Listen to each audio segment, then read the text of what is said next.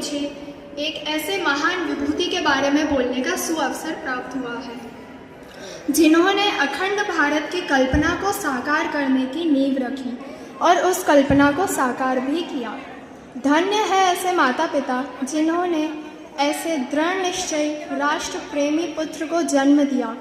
इनके पिता झवेर भाई एक किसान थे और माता लाड़ देवी। मात्र 16 वर्ष की उम्र में इनकी शादी झवेर बहन के साथ संपन्न हुई। उम्र 33 में ही इनकी पत्नी का देहांत हो गया। फिर इन्होंने दूसरा विवाह नहीं किया। वकालत की पढ़ाई के लिए 1910 में ये लंदन चले गए। 1913 में पुनः भारत आकर अहमदाबाद में बस गए। स्वतंत्रता आंदोलन में सरदार जी ने सर्वप्रथम बड़ा योगदान 1918 में खेड़ा आंदोलन में दिया। 1928 में पटेल जी के नेतृत्व में बारडोली सत्याग्रह संपन्न हुआ।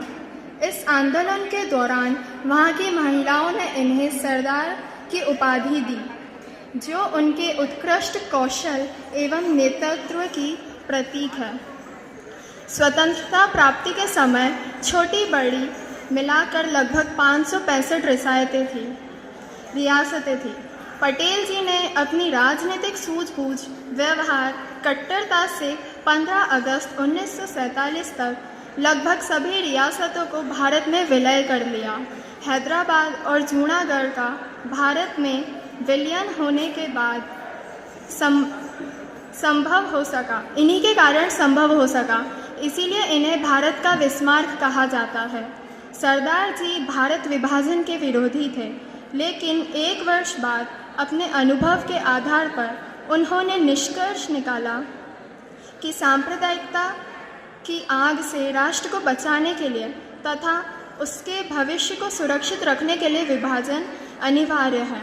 इसीलिए उन्होंने भारी मन से विभाजन की स्वीकृति दे दी। इनका मानना था कि कठिन समय में कायर व्यक्ति बहाना ढूंढते हैं, बहादुर व्यक्ति रास्ते खोजते हैं, जो इनके साहस को दर्शाता है।